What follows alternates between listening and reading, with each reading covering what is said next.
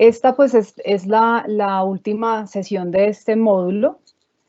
Básicamente está organizada en tres bloques diferentes. La primera parte está enfocada al contexto de los bienes de uso público, con énfasis en las playas y los terrenos de bajamar, orientado a definiciones, al marco normativo de las competencias ambientales, pues que es lo que nos trae a colación en el día de hoy. Y un último subtema que es el tema de la gobernanza, o sea, cómo se administra las playas y los terrenos de bajamar en el país. El segundo bloque tiene que ver con la importancia de las playas y de los terrenos de bajamar como bien de uso público en términos de la conectividad entre la tierra y el mar. Y el otro tema de los riesgos costeros, que para los que viven y trabajan día a día, pues saben que esto que les voy a contar es una realidad. Finalmente, en el tercer bloque hablaremos de dos casos en particular, un tema de caracterización y zonificación de playas que se viene realizando desde ya hace un tiempo por parte de la Autoridad Marítima Nacional, y el caso del nuevo POT del Distrito Turístico Histórico y Cultural de Santa Marta. Entonces, sin más preámbulos, pues vamos a entrar en materia. Esta primera diapositiva la puse precisamente porque sabía que muchos de ustedes pues pertenecen a entidades o están en el interior del país, pero probablemente no tienen clara esta información porque es algo que no es tan claro en nuestro sistema educativo ni de formación profesional. Entonces, básicamente nuestro territorio pues tiene un área de 2 millones de kilómetros cuadrados, de las cuales 928.000 kilómetros corresponden a un territorio marítimo. Entonces, nuestro territorio real luce así. Sin embargo, lo que nos enseñan normalmente en los colegios o en las universidades, en nuestras formaciones, es que nuestro país es solo esto. Y resulta que no. Nuestro país corresponde a también el 45% está en el territorio marítimo. Esto, por supuesto, tiene unas implicaciones en términos principalmente de política, en todos los aspectos, por supuesto. De pronto ustedes no son tan conscientes, pero el desarrollo del país se mueve a través de las zonas costeras, ¿cierto? La gente piensa que pues, se mueve a través de Cali, Medellín, Bogotá, pero realmente el desarrollo del país está en las zonas costeras. Entonces, estas son una información que de pronto tampoco es muy clara para muchos, y es que también nos han enseñado que Colombia limita con 5 países que son los que vemos en la franja verde, pero resulta que no. Nosotros tenemos límites marítimos con otros países como Panamá, como Costa Rica, Nicaragua, Honduras, Jamaica, Haití, República Dominicana y Venezuela por el lado del Caribe, y por el Pacífico con Panamá, Costa Rica y Ecuador. Además tenemos una línea de costa de cerca de 4.171 kilómetros, y tenemos 12 departamentos que tienen línea de costa y 45 municipios costeros que llamamos nosotros costeros porque tienen línea de costa, pero eso no significa que no haya otros municipios que están hacia adentro que tengan una influencia indirecta de lo que sucede en la zona costera. Como el territorio marítimo es equivalente cerca al 45%, es importante que tengamos claro que existen lo que nosotros llamamos el gobernador del mar, que son las capitanías de puerto, ¿cierto? Que son como el brazo operativo de la Dirección General Marítima en esas zonas costeras y marítimas. Y aquí en esta zona viven cerca de 4.5 millones de personas. Entonces, esta pues lo quería traer como contexto, porque probablemente muchos de ustedes no tenían esta información en su cabeza. Entonces, bueno, básicamente, de acuerdo al documento COMPES 3990, recientemente aprobado por el Gobierno Nacional en el mes de marzo, que habla sobre Colombia como una potencia bioceánica, han identificado que son 5 problemáticas principales las que aquejan al territorio marítimo colombiano. El primero de ellos es la desarticulación y los bajos niveles de gobernanza. El segundo, la debilidad y la falta de capacidad para garantizar la soberanía y la seguridad integral marítima. El tercero, la limitada generación de conocimientos, cultura y formación en ciencia, tecnología e innovación enfocado a temas marinos. El cuarto, la deficiencia en los instrumentos de ordenamiento territorial y gestión de los recursos marinos. Y el quinto, el bajo desarrollo de las actividades económicas marítimas y el rezago en los desarrollos de los municipios costeros. Tengo estas dos imágenes que están ahí. Uno es Buenaventura, creo que aquí vi a alguien que es de Buenaventura precisamente. Y Y tenemos esta configuración en Cartagena, pues de cuando estaban construyendo un hotel muy reconocido en el área, en el litoral, que más adelante pues vamos a ver qué es lo que sucede en estos territorios. Entonces, esta charla se enfoca principalmente en estos dos problemas que se han identificado. Entonces, vamos a hablar un poco de lo que son las definiciones de qué es un bien de uso público. Entonces, un bien de uso público es aquella extensión del terreno o espacio territorial cuyo dominio le pertenece a la nación y su uso y aprovechamiento a todos los habitantes colombianos. Están destinados a un uso general de sus habitantes y la administración pertenece al Estado y es el Estado el que debe ejercer la protección y la preservación de los mismos. Y también estos bienes están directa o indirectamente relacionados con la prestación de un servicio público. Además, su afectación es social o colectiva, ¿cierto? Cumple un objeto social y puede tener un origen natural, como por ejemplo en el caso de, pues, el Parque Tayrona, ¿cierto? Las playas, los parques nacionales, las playas marítimas, el mar, el aire, los ecosistemas son bienes de uso público de origen natural. Y los de origen jurídico, que son básicamente los que son construidos por el hombre, como las carreteras, los puentes, los calles, entre otros.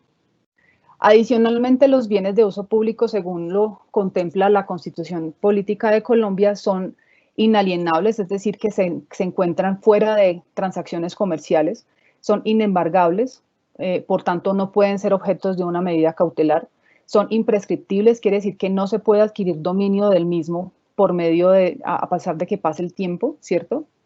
Y como lo establece la Constitución Nacional, es el Estado el que debe mantenerlos y realizar las acciones correspondientes, tanto operativamente como financieramente, para que se garantice su uso común. Entonces ahora les voy a hablar un poco de lo que son las definiciones, porque para muchos de ustedes pensamos en una playa marítima y decimos, no, pues la playa eso es lo que sea, donde hay arena, ¿no? Y resulta que no. La definición jurídica de la playa marítima está consignada en el artículo 167 del decreto 2324 del 84, por medio del cual se conforma la Dirección General Marítima, y en este artículo dice que, les voy a leer esta definición, dice que la playa marítima es la zona de material no consolidado que se extiende hacia la tierra desde la línea de más baja marea hasta el lugar donde se presenta un marcado cambio en el material, forma fisiográfica o hasta donde se inicie la línea de vegetación permanente, usualmente el límite efectivo de las olas de temporal. Entonces, uno lee esto y uno dice, espérate, porque eso de pronto no es la definición que uno tiene en su mente de lo que puede ser una playa. Entonces, en adelante, las próximas 4 o 5 diapositivas, lo que quiere mostrar es como desagregarles esta definición para que nos demos cuenta que la playa va más allá de un espacio donde solo hay arena, ¿vale? Entonces, lo primero es el tema del material no consolidado. Aquí, pues, la fotografía lo muestra. Es principalmente arena, que es lo que la mayoría de las personas tenemos en la mente de lo que es una playa. Digamos, esta es fácil. Pero cuando me dice que donde se presenta un marcado cambio en el material, ¿qué es? Pues, si se dan cuenta en este, por ejemplo, ya no es tan arenoso, sino que ya es un poco más compacto y es un poco más granuloso, ya es más tierra, ¿verdad? La siguiente diapositiva me muestra lo que es la forma fisiográfica. O sea, la playa es donde hay un terreno no consolidado, donde puede haber un cambio marcado de material, donde además puede haber un cambio en la forma fisiográfica. Y entonces en esta fotografía miramos lo que es eso. Y pues aquí en la línea roja lo que me está mostrando es eso, que se cambia, se modifica, digamos, lo que viene como relieve, ¿cierto? Y en este caso, pues se levanta una pequeña colina. En esta imagen, pues lo vemos también, ¿cierto? Cómo está plano y luego se levanta el relieve. Y estas 4 fotografías lo que quiere mostrar es que pues hay un sinnúmero de formas fisiográficas en los litorales y más en un país tan biodiverso como el nuestro, que incluso dentro de la misma región pacífica no son los mismos los litorales al norte del Pacífico que al sur del Pacífico, ¿cierto? El siguiente concepto es donde inicia el límite de la vegetación permanente. Y pues en esta foto lo podemos ver con claridad, ¿cierto?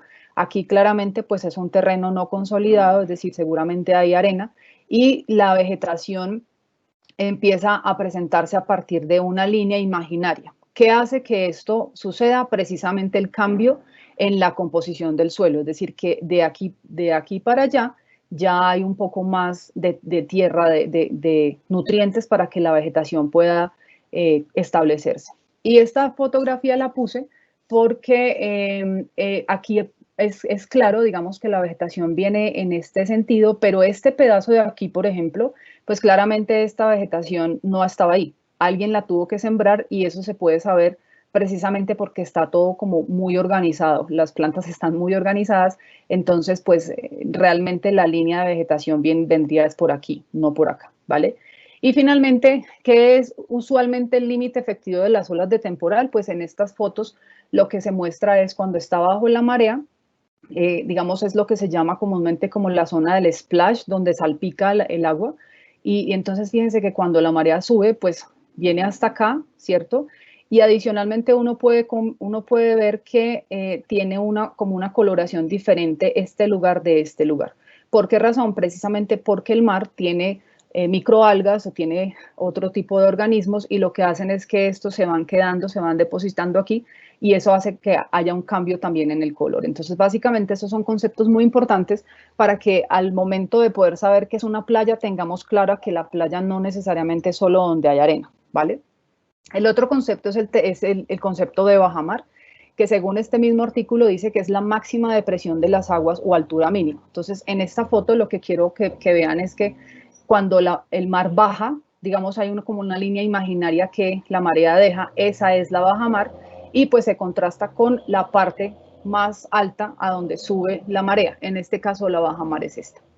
Y el terreno de bajamar como tal sucede principalmente en el Pacífico porque el régimen de marea es mucho más marcado que en el Caribe.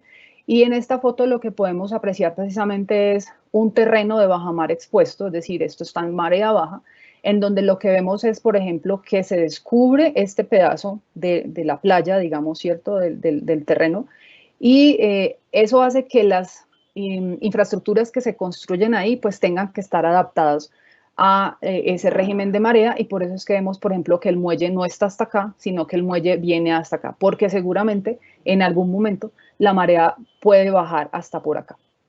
Y estas estructuras pues son principalmente de carácter palafítico, es decir, que son adaptables, resilientes a ese régimen de marea. Entonces, bueno, no me voy a detener aquí porque muchos de ustedes pues ya lo han escuchado en otras sesiones. El tema de los bienes de uso público está consagrado en los artículos 63, 82, 83 y 102 de la Constitución Política de Colombia. El Código Civil en los artículos 678, 674, 79 y 2519 habla que el dominio de los bienes de uso público le pertenecen a la República. Ya lo mencionamos, que corresponde al uso pues para particulares en los bienes de uso público, ¿cierto?, en el espacio público, y que nadie puede construir en ellos y que tenga un permiso especial. El mismo decreto que configura la DIMAR habla de que la jurisdicción de la DIMAR, entre otras, está encargada de autorizar y controlar estos bienes de uso público, ¿cierto? Habla de que las playas, los terrenos y los bajamares y las aguas marítimas son bienes de uso público en el artículo 166 y por eso no pueden ser transferibles a cualquier título particular. El artículo 167 ya vimos, pues vamos a enfocarnos en estos tres conceptos. Y el 177 habla de que la DIMAR no concederá permiso para construcción de vivienda en las playas marítimas. La Ley Novena del 89 dicta las normas sobre los planes de desarrollo municipal y en estos específicamente lo que indica este artículo 5 es que los municipios deben realizar las acciones necesarias para la preservación y conservación de las playas marinas fluviales, los terrenos de bajamar, así como los elementos vegetativos, arenas y corales. En la ley 388 tampoco me voy a detener porque seguramente ya la han nombrado en las sesiones anteriores, pero básicamente pues sabemos que el ordenamiento del territorio municipal y distrital es una estrategia que lo que busca es planificar los usos y el manejo y la ocupación del suelo, ¿cierto?, en la jurisdicción. En esta ley pues establecen pues cuáles son los componentes del ordenamiento territorial y también define sanciones urbanísticas para quienes ocupen permanentemente estos BUCs.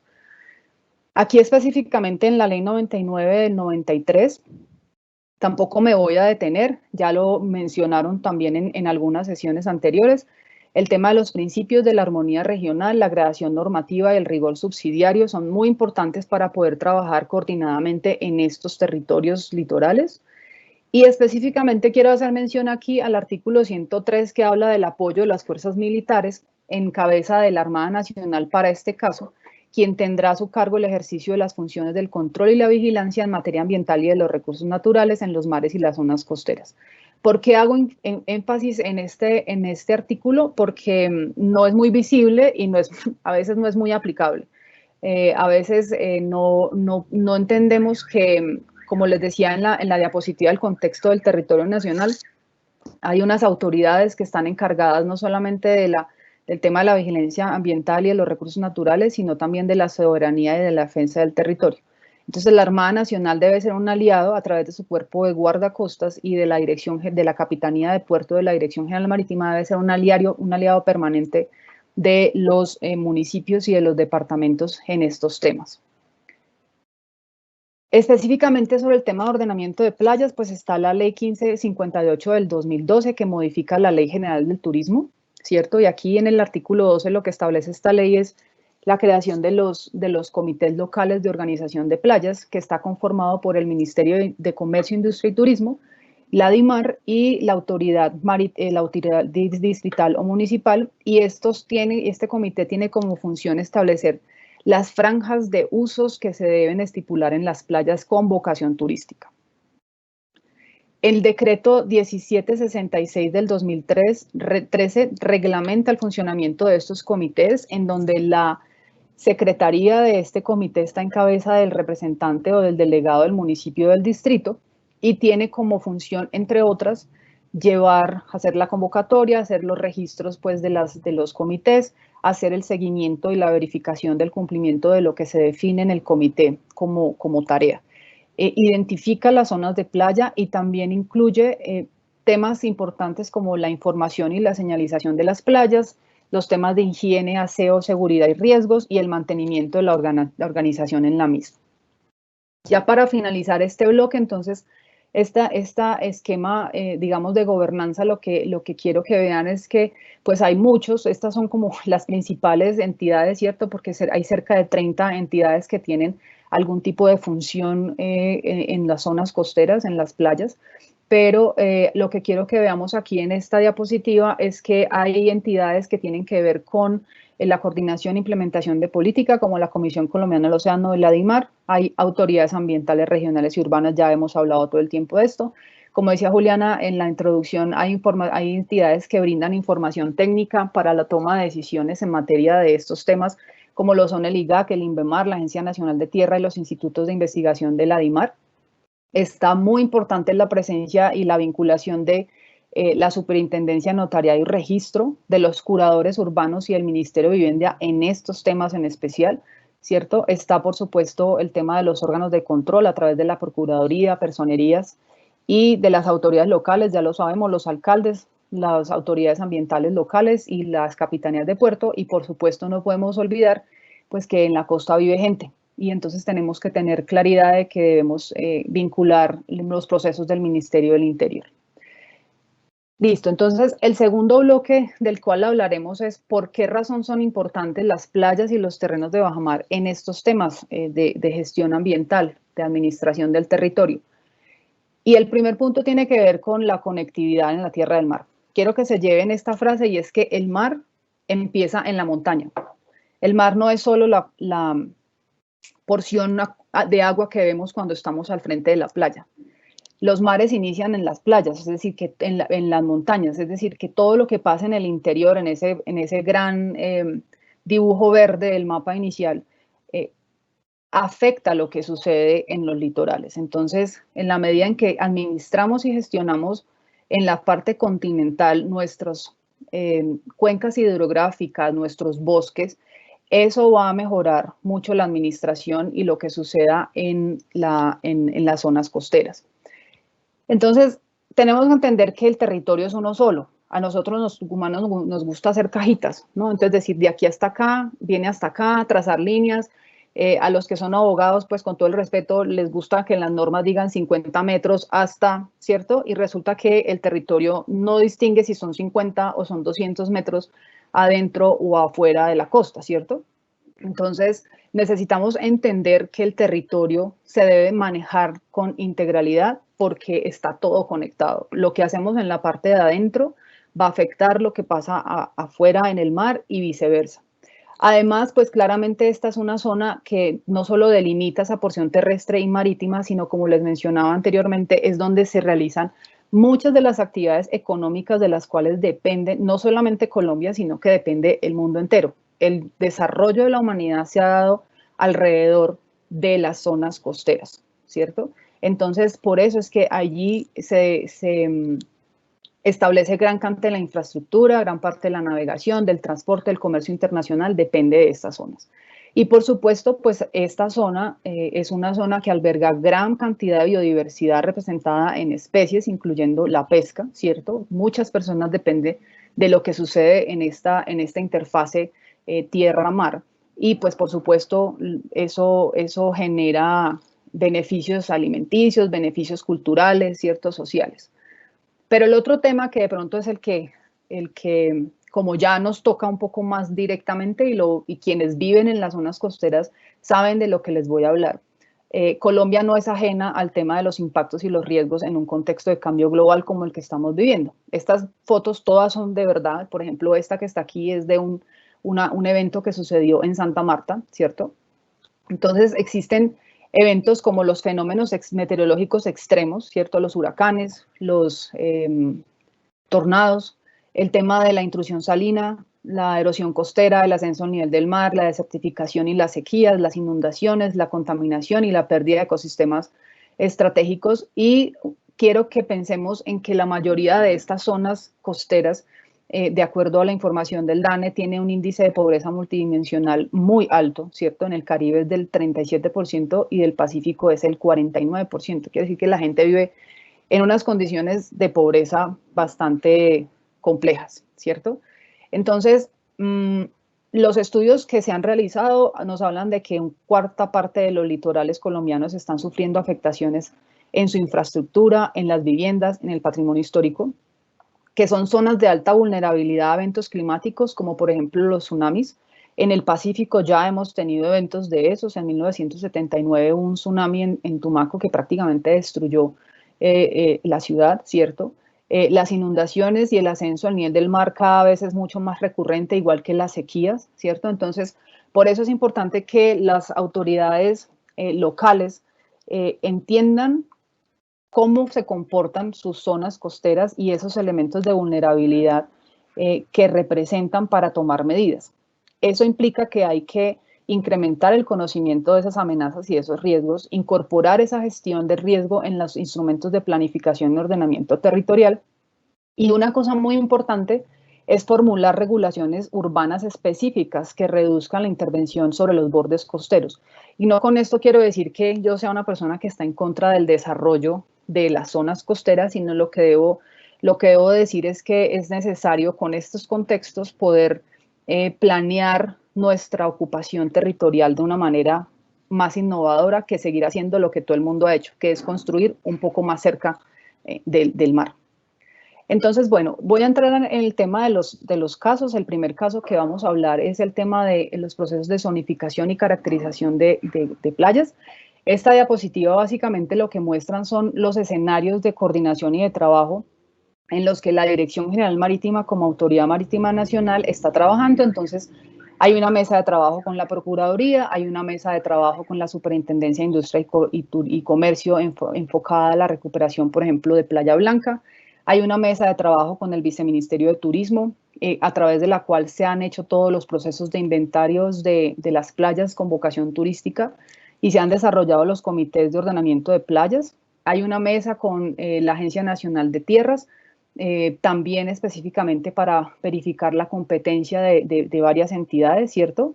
Hay una mesa de trabajo con el Ministerio de Ambiente enfocado en el cumplimiento de la sentencia de lo que sucede en Islas del Rosario. Hay una mesa de trabajo con el Fondo Nacional de Turismo para la revisión y acompañamiento de proyectos de infraestructura náutica que se tienen previstos en bienes de uso público bajo la jurisdicción de DIMAR. Hay una mesa de trabajo con la Unidad Nacional de Gestión del Riesgo para el tema de erosión costera.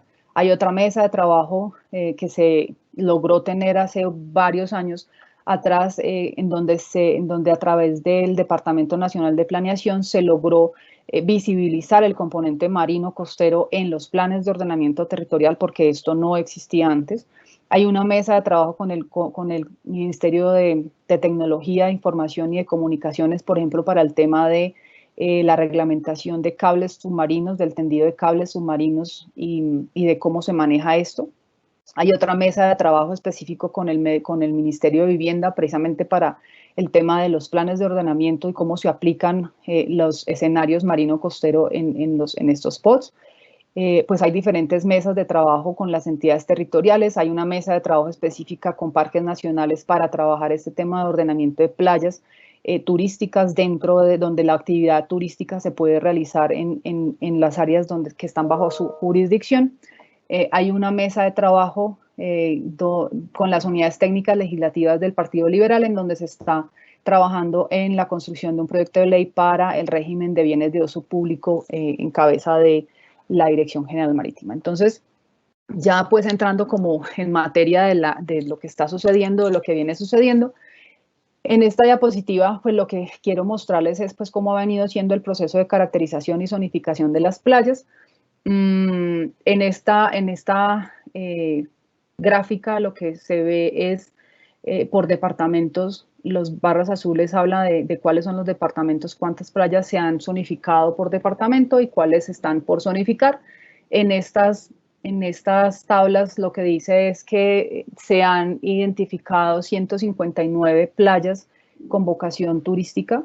De esas se han inventariado 159, se han caracterizado 147 y se han zonificado 123, de las cuales en el Caribe corresponden al 68%, en el Pacífico se han hecho cerca del 20% de estas y en el Caribe insular, en la zona insular, perdón, el 12%. Este pues es un poco para que ustedes vean, sobre todo los que están en las zonas costeras, pues de los procesos que se han ido realizando, de acuerdo a la Capitanía de Puerto y al municipio pues de jurisdicción, cuántas playas se han zonificado, cuántas se han caracterizado, tanto en el Caribe como en el Pacífico como en la zona insular. Ya específicamente algunos municipios pues que tienen ejercicios más puntuales. Santa Marta tiene 7 playas con las que se ha venido trabajando en algún sentido, Cartagena 3, San Andrés Islas 2, Providencia 3, Buenaventura 1 y Tumaco 1. Y el esquema que está acá del mapa es un mapa de más o menos cómo luce una zonificación de acuerdo a los usos que se definen en los comités. Por ejemplo, este azul claro tiene que ver con la zona para bañistas. Esta que está acá, estas bolitas significan el establecimiento de unas boyas de amarre en donde las embarcaciones, esta es para la Cholón en el archipiélago de Islas del Rosario. Estas bolitas son boyas de amarre para que las embarcaciones no entren hasta aquí en la zona de bañistas, sino que se enganchen ahí y desde ahí se mueve la gente, se mueve la gente hasta acá. Ese es para el caso de Cholón. Aquí pues están los ejemplos de zonificación de Playa Blanca, los ejemplos de Pozos Colorados en Santa Marta, de Roquiquí en San Andrés y de Yoniquí también en San Andrés. Pues esto no me voy a detener acá. Los colores, como les digo, pues son las zonas establecidas. Cada color tiene un uso específico.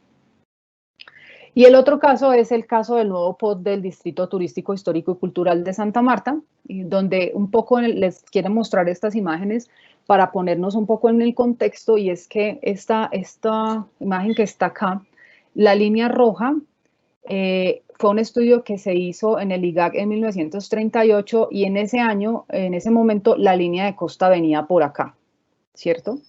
En el 2010, con un levantamiento en campo que se realizó, la línea de costa ya viene por acá. Quiere decir que en estos años ha habido un retroceso, ¿cierto? O sea, el mar ha entrado 250 metros. Y para algunos de ustedes dirán, no, pero es que eso es solo 250 metros. Pues no es solo 250 metros porque imagínense en donde en esta época hubiera habido una construcción acá, que es lo que estamos viendo prácticamente ahora en lo local con el tema de no solo la erosión costera, sino la subida del nivel del mar. Y este que es un caso un poco más cercano, tal vez el de Puerto Colombia, Esto es en 1987. La línea de costa venía por acá. Y esto es en el 2012, la línea de costa viene acá. En esta zona se han desplazado 810 metros. Entonces, ustedes dirán, bueno, pero ¿cómo es que pasa esto? Pues gran parte de la modificación de esta zona costera tiene que ver, uno, con el aporte de sedimentos que viene de los ríos, ¿cierto? O de los caños, que es la manera como ecológicamente se establecen las playas. Otro es por la construcción de infraestructura sobre el borde costero, que lo que hace es que daña o limita o cambia la dinámica del movimiento del mar o de la sedimentación, ¿cierto? La formación de playas. Entonces aquí solamente les dejo para reflexionar, y es que si será que necesitamos repensar hacia dónde debe ir la planificación del territorio en el futuro. Entonces, este es un ejemplo ya concreto para el caso de Santa Marta, que no quiere decir que después de esto no sigue pasando, pero es solo para que lo tengamos en el contexto, ¿no? Entonces, este es un ejercicio que hizo El Espectador pues en el 2012, cuando este caso fue supremamente sonado, y a raíz de esto fue que el tema de los bienes de uso público litorales, pues como que salió un poco más a la luz de lo que ya estaba. Este es el sector de Pozos Colorados en el año de 2005, antes de que existiera una construcción. Entonces, pues yo no sé ustedes, pero yo veo que aquí hay una laguna costera y aquí pues hay una vegetación, ¿cierto? En el 2008 empieza a construirse un condominio que se llama Sierra Laguna. Y entonces, ¿dónde quedó la laguna? Por acá de pronto se ve un poquito, ¿cierto?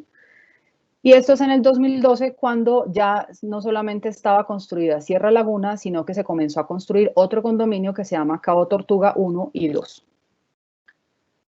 No sé ustedes, pero yo veo ahí una cosa extraña.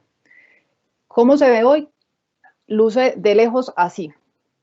Hoy la realidad es que muchos de esos condominios que están siendo construidos sobre el borde costero, en épocas, por ejemplo, de vientos o de mareas altas, estas piscinas y todas estas infraestructuras se cubren de arena y se infiltra el agua por debajo y se inundan los parqueaderos y cosas de esas. Entonces, digamos que con ese contexto, lo que hizo el distrito de Santa Marta fue empezar a hacer una revisión, primero de reconocer que Santa Marta tiene unas características específicas en términos ambientales y productivas, ¿cierto? O sea, no se puede pensar en, no vamos a seguir construyendo cosas turísticas porque eso no es una posibilidad. Pero entonces el distrito lo que empezó fue hacer como ese análisis para poder formular soluciones que dieran como respuesta y tener claridad al tipo de estructuras urbanas que se deben realizar para desarrollar proyectos privados, principalmente porque finalmente pues el desarrollo no va a parar, ¿cierto? Para nadie es un secreto que Cartagena, Barranquilla y Santa Marta conforman la aglomeración costera más importante de Colombia en muchos aspectos, ¿cierto? Pero también es un territorio que alberga un alto valor ecológico y paisajístico, de la cual precisamente se sustentan la mayoría de las actividades sociales y económicas. Entonces, en el caso de Santa Marta, pues es muy importante, o fue muy importante entender que existe la Sierra Nevada de Santa Marta y que la Sierra Nevada de Santa Marta trasciende los límites municipales y departamentales, es decir, no es solamente por el costado del Magdalena, sino que también está por el costado de La Guajira y por el costado del departamento de Cesar, y eso implica que hay que gestionar ese territorio de una manera integral y compleja. Entonces, el enfoque nuevo del Plan de Ordenamiento Territorial de Santa Marta pues tiene tres secciones, digamos tres bloques: un tema ambiental, un tema social y productivo. No me voy a detener pues ahí a leer como los eslogans, el enfoque de cada uno de estos temas. Con esta información ellos lo que hicieron es que construyeron un modelo de ordenamiento territorial de Santa Marta, ¿cierto?, que está soportado sobre la estructura ecológica, en este momento pues los ecosistemas estratégicos, y que ya les voy a mostrar en un momentico cómo fue que ellos lo concibieron. Definitivamente yo me voy a enfocar pues en el aspecto ambiental porque es lo que nos atañe pues a esta capacitación. ¿Qué es lo que ellos reconocen? Que definitivamente estos ecosistemas estratégicos son lo que determinan las relaciones entre lo natural y lo urbano. Es decir, no podemos desagregar que la conservación o el manejo ambiental va por un lado y que el desarrollo o el establecimiento de sociedad va por otro. Está estrechamente relacionado. Entonces, ¿ellos qué fue lo que hicieron? Ellos identificaron la Sierra Nevada de Santa Marta, obviamente, como ese gran nicho que trasciende el municipio de Santa Marta, pero que de ella, pues, vienen las fuentes hídricas, ¿no? Los ríos principales. Y no es casualidad que en las desembocaduras de estas fuentes hídricas es donde se establecen las zonas urbanas, ¿cierto? Entonces ellos lo que hacen es que identifican cómo los ríos generan como esa ocupación y en esta diapositiva lo que se muestra es que precisamente hay como unos comportamientos o unas características de acuerdo a las cuencas, ¿cierto? Entonces, para el componente urbano, ellos definen un modelo de ordenamiento urbano, ¿cierto? Aquí en este mapa, pues, esto pues en el detalle se ve con mucho más claridad, pero digamos que en la dimensión ambiental ellos lo que hacen es que identifican con la imagen, las dos imágenes anteriores, se acuerdan que ellos miraban el tema de, en el sentido norte-sur, o sea, el norte está acá, el sur está acá. Ellos identifican una conectividad, unos corredores de conectividad que están asociados al litoral, a las playas y los acantilados y los cerros que hay en esta zona. Y hay otra conectividad en sentido occidente-oriente. ¿A través de qué? Precisamente a través de los ríos y de las quebradas y los cerros. Esto hace una conformación de un sistema ambiental distrital que está, por supuesto, definido en 4 grupos. Uno son los ecosistemas estratégicos para la regulación y abastecimiento de agua. Otros son los ecosistemas que aportan a la mitigación de cambio climático. Otros son los ecosistemas estratégicos marino-costeros, en donde ellos lo que hacen es una mapificación, una caracterización de lo que son playas, manglares, dunas de arena, que son muy importantes, formaciones coralinas, que por primera vez un plan de ordenamiento costero o territorial incluye algo que no está sobre la tierra, sino que está en el agua, ¿cierto? Y ahorita les digo por qué eso. El tema de los humedales y las lagunas costeras, en donde hay humedales artificiales, ¿cierto? Humedales permanentes y otros humedales naturales intermitentes. Y estos ecosistemas los han definido ellos como suelo de protección.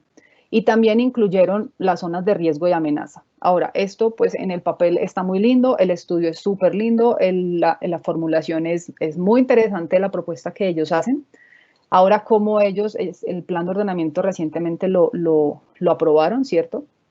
Ahora, ¿cuál es la tarea que tiene Santa Marta? Que esto sea una realidad. Esto en cuanto al componente urbano. En términos del componente rural, el análisis fue similar, pero obviamente pues salió a otro contexto, y es que ya aquí pues el tema rural está íntimamente relacionado con la Sierra Nevada de Santa Marta, ¿cierto? Entonces, ellos reconocen que ese modelo rural está anclado en la conexión que existe entre la Sierra Nevada de Santa Marta y la playa, las zonas costeras, ¿cierto? Se determinó que la costa es la que se consolida, es donde se consolida en esta zona de acá, es donde se consolida ese modelo turístico, pues que para muchos en este momento diríamos que no es muy ordenado, pero pues están en ese proceso, ¿verdad? En donde el turismo es la fuente principal, la actividad principal, pero que su enfoque no puede ser la ganancia, sino más bien la conservación, o sea que debe ser un turismo diferente. Y hay una zona, que es como esta zona de acá, que está destinada a la parte media de la Sierra Nevada de Santa Marta, está destinada, tiene claramente una vocación de autonomía y seguridad alimentaria, y la zona alta de la sierra está más enfocada hacia la conservación. Aquí, por supuesto, además de los ecosistemas estratégicos que mencioné, pues está el de autonomía y seguridad alimentaria, pero básicamente el ejercicio que ellos hicieron fue pues ver esas conexiones, esas relaciones que hay. Aquí pues esta es como el centro de, esto es Santa Marta, esto es el Rodadero y esto es mucho más hacia el sur, esto prácticamente ya es la Ciénaga Grande de Santa Marta.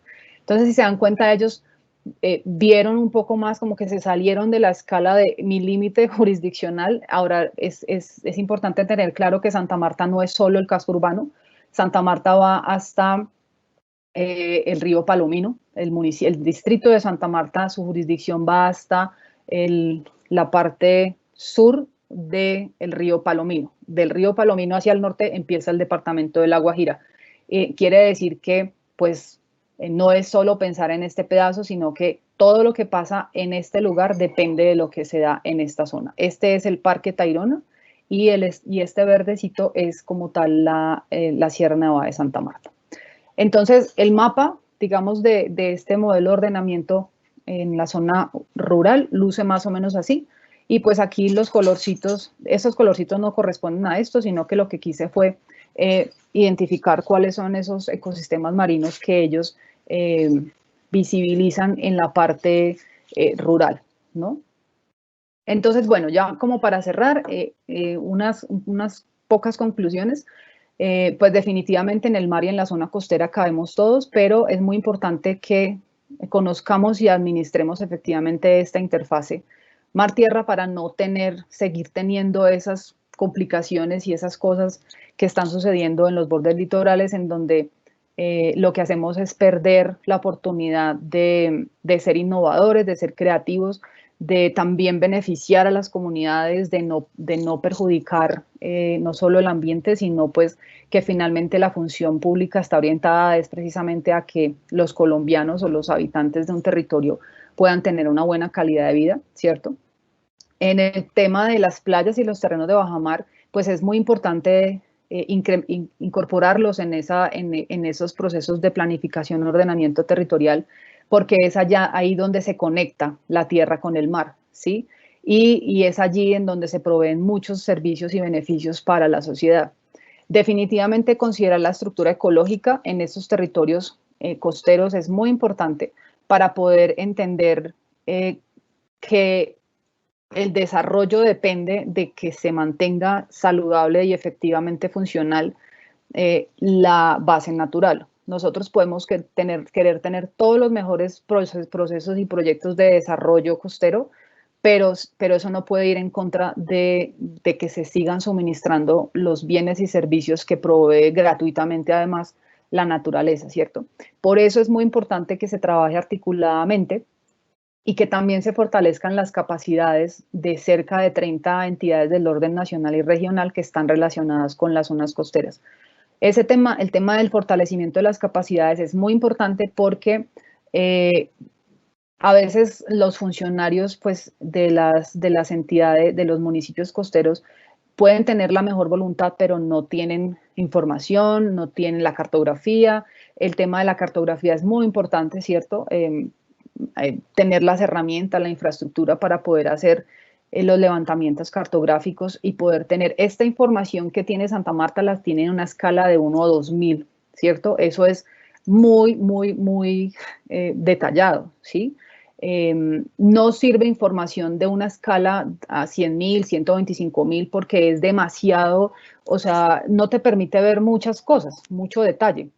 Entonces, es muy importante que los municipios y los departamentos, porque los departamentos también tienen que hacer su plan de ordenamiento departamental, puedan tener información disponible, puedan tener capacidades para generar este tipo de información y pues de esta manera pues trabajar un poco más articuladamente con las entidades y tomar las mejores decisiones. Entonces, por ahora eso fue lo que tenía para compartir el día de hoy.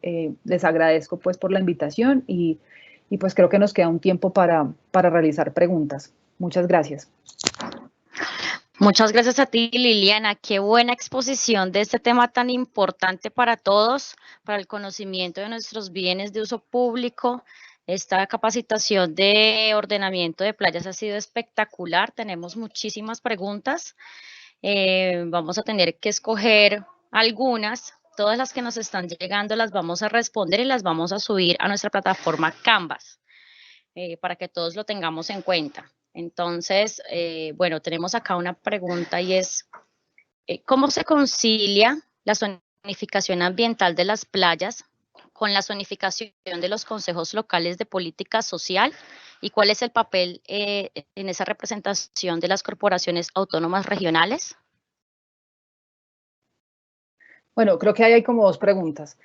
¿Cómo se concilia? O sea, hay que tener en cuenta que si bien es cierto, las playas están Este tipo de zonificación o de organización se hacen en playas con vocación turística. La función es esa, el turismo. Entonces, definir cuál es el tipo de turismo que se va a realizar ahí, ¿cierto?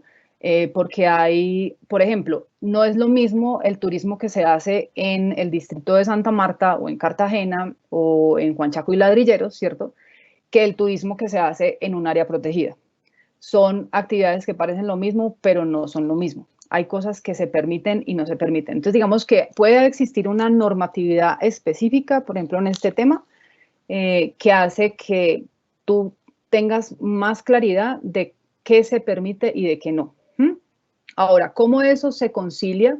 Precisamente, pues, en los consejos locales de organización de playas, pues no solamente están las entidades que yo les acabo de mencionar, lógicamente hay otros actores y pues después del análisis, pues debe haber, primero que todo, tiene que haber un diagnóstico de qué es lo que existe en esa, cuáles son los atractivos, cuál es la funcionalidad de eso, qué beneficio es que provee esa playa como tal, y de esa manera entonces se concerta con los actores. Ahora, ¿cómo entran las corporaciones autónomas regionales? Pues recuerden que las corporaciones autónomas, digamos, su competencia está orientada o sea, cuando no hay un distrito, la competencia es de la corporación, ¿cierto? Pero cuando hay un distrito, hay una autoridad ambiental adicional en lo urbano, ¿cierto? Entonces, eso es ese tipo de diálogo que tenemos que entender, no de que yo mando en el territorio, sino que definitivamente cuando vemos la integralidad,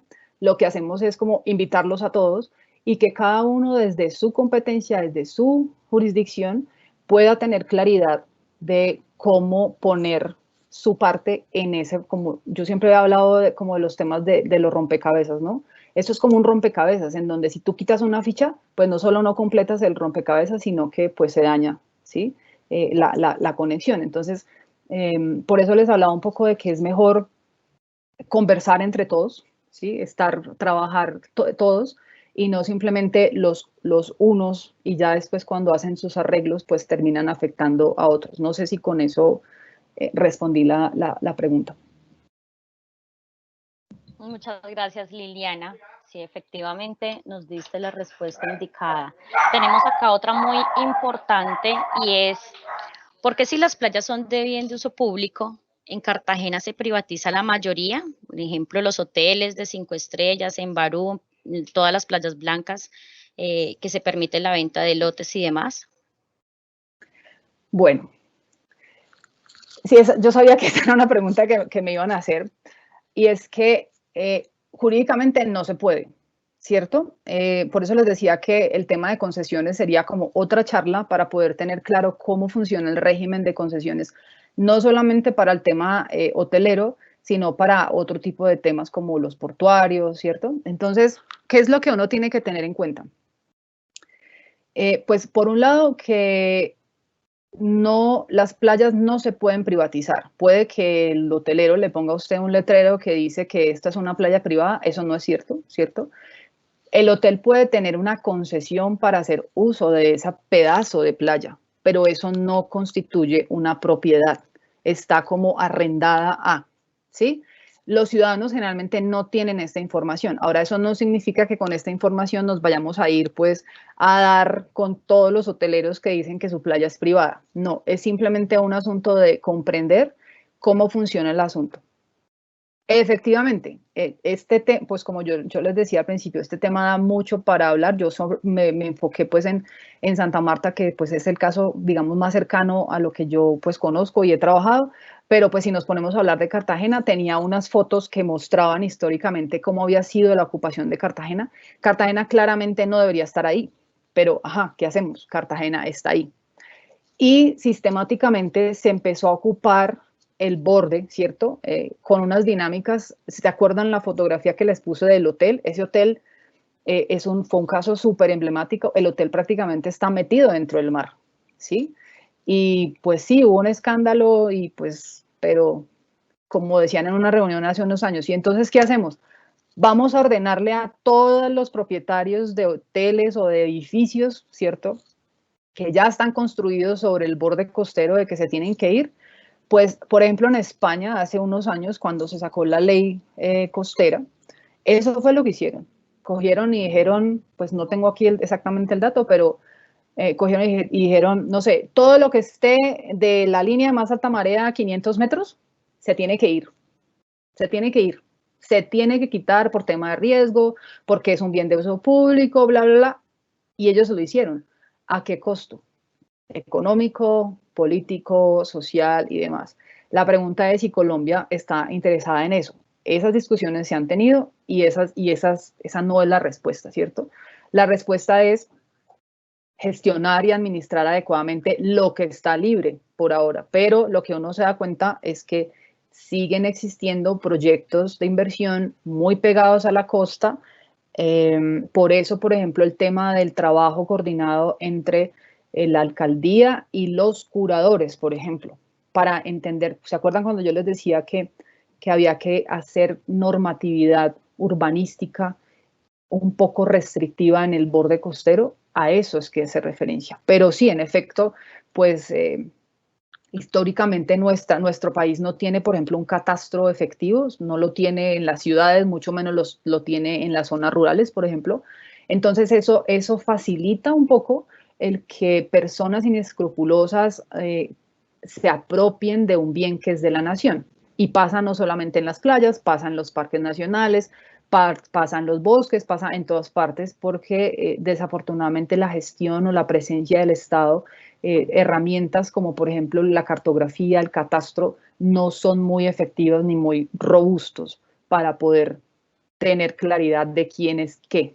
Y por eso entonces el tema de Islas de Rosario, por ejemplo, que hace años llegaron y dijeron esto es mío o me lo compraron, lo vendimos y pues se hace negocio y al final pues cuando uno va a mirar la historia pues de la titulación pues se da uno cuenta que hay hay toda una maraña ahí de cosas, pero se está trabajando en esa claridad, por ejemplo, en definir qué cosas sí, qué cosas no, y se está trabajando en expropiaciones, en recuperación de bienes de uso público. Por eso el trabajo que hace la Procuraduría en este tema, por ejemplo, ha sido fundamental. Ahora, estamos hablando del Caribe. El caso del Pacífico es muy diferente, porque en el Pacífico tenemos una ocupación muy distinta a lo que sucede en el Caribe. Muchas gracias, Liliana. Bueno, y vamos con una última pregunta ya por cuestiones de tiempo, y es, ¿cómo articular los esquemas de ordenamiento, por ejemplo, el de Santa Marta, teniendo en cuenta la conexión que tiene con el de Riohacha en La Guajira, para buscar la conservación de esos ecosistemas costeros y reorganizar el tema urbanístico y turístico? Esa pregunta es muy interesante porque precisamente lo que está sucediendo en el límite del distrito y el inicio del departamento de La Guajira en el sector de Palomino es supremamente, o sea, muchos hablan de una bomba de tiempo, ¿cierto? Es decir, para quienes conocimos esa región hace 20, 25 años, sabíamos, pues no había nada, ¿cierto? Y tenía en cambio una alta potencialidad para los temas turísticos. Sin embargo, precisamente por la falta de presencia del Estado, de las entidades del Estado, inclusive del mismo distrito, porque pues finalmente son territorios, o sea, son zonas bastante alejadas de lo que el imaginario del administrador local en lo urbano está, ¿cierto?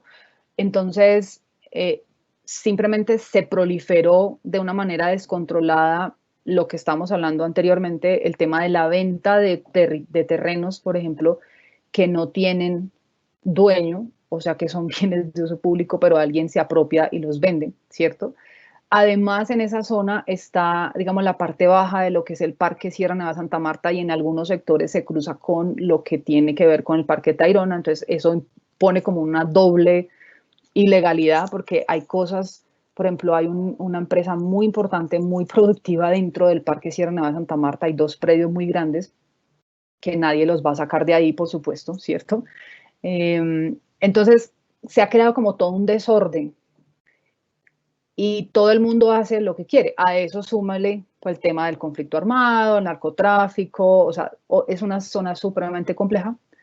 Y ¿cómo podemos hacer para articular? Pues tenemos que conversar, es decir, el distrito tiene que conversar con su homólogo de Riohacha, ¿cierto? Que cubre ese sector de aquí abajo, de Palomino, y mirar de qué manera se pueden hacer acciones conjuntas, no tanto hacia la restricción, sino más bien hacia la regulación. Es bien complejo porque es una zona bien caliente, digamos, ¿sí? No es fácil el trabajo ahí. Pero, por ejemplo, es muy importante el trabajo con las comunidades locales.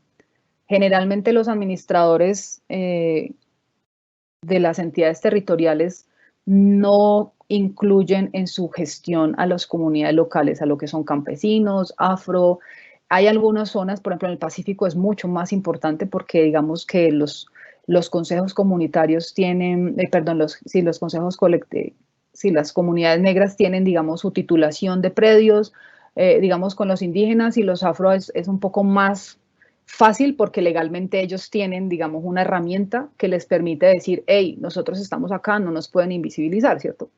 Pero en estas zonas en donde, por ejemplo, la colonización de lo que llamaríamos campesinos es muy arraigada, el trabajo con ellos, finalmente ellos son prácticamente los ojos, ¿no? Y ellos son los que están más interesados en poder administrar adecuadamente el territorio. Entonces es muy importante que conversen las autoridades territoriales, que vinculen a las comunidades locales, que fortalezcan esas capacidades para que la misma comunidad se empodere del territorio y pueda hacerse una gestión más efectiva de la administración y del control y la vigilancia apoyado con los organismos de control y de seguridad, por supuesto. Esa sería la respuesta.